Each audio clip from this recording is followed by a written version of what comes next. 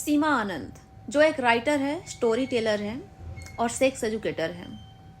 ज़्यादातर वो सेक्स से लेकर के लोगों को अवेयर करती है और इसको लेकर के शुभांकर मिश्रा के साथ में उनका एक पॉडकास्ट हुआ था। उसमें वो सेक्स से रिलेटेड लोगों को एजुकेट कर रही थी और उसमें उन्होंने बहुत कुछ कहा जो शायद मेरे दिमाग से ऊपर जा चुका है, वो मेरे समझ में नहीं आया। लेकिन कुछ चीज़ें आई समझ में, जिसमें वो कह रही थी कि अगर दो एडल्ट पर्सन विथ कंसर्न अगर कुछ कर रहे हैं तो उसको गलत नहीं मानना चाहिए।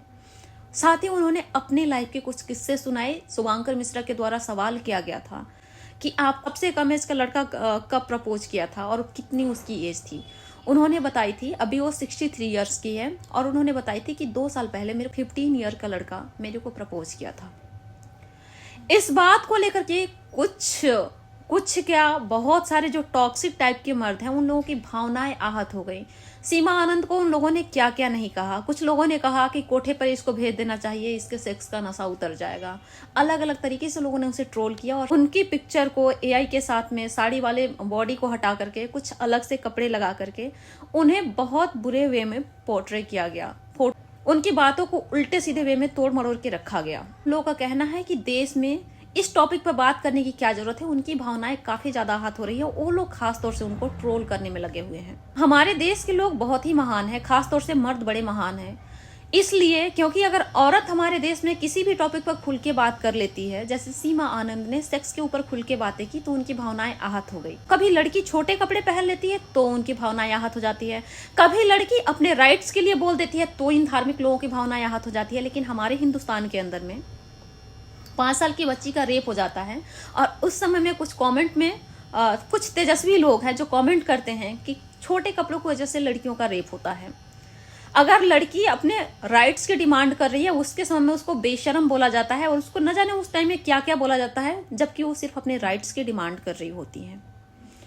और ये सब वो लोग कर रहे होते हैं जो खुद ही 50 साल की उम्र में 20 साल की लड़कियों को घूर घूर कर देख रहे होते हैं। और ये वही लोग होते हैं जो हर लड़की से एक ही उम्मीद करके बैठे होते हैं।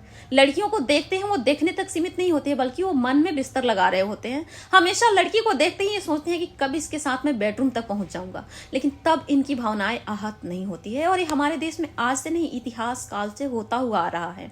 एक राजा होते हैं, उनकी अपनी बेटी की एज की लड़की से शादी हो जाती है, तब मर्दों की भावनाएं आहत नहीं होती है। एक आदमी होता है जो अपनी बेटी की एज की लड़कियों के साथ डेट कर रहा होता है, तब उनकी भावनाएं आहत नहीं होती है। लेकिन एक औरत खुलकर अपने अधिकार के बारे में बात कर दी और उन्होंने कह दिया कि 2 एडल्ट पर्सन विद कंसर्न अगर कुछ भी इंटीमेट हो रहे हैं तो उसको हम गलत नहीं मानेंगे। और ये हमारा संविधान भी कहता है कि अगर आप 18 साल से ऊपर के हो तो आप अपना पर्सनल टाइम स्पेंड कर सकते हो। तो सीमा आनंद ने गलत नहीं किया। फर्क यही है कि उसने ओपन करके सेक्स के बारे में बोली, क्योंकि वो सेक्स एजुकेटर है।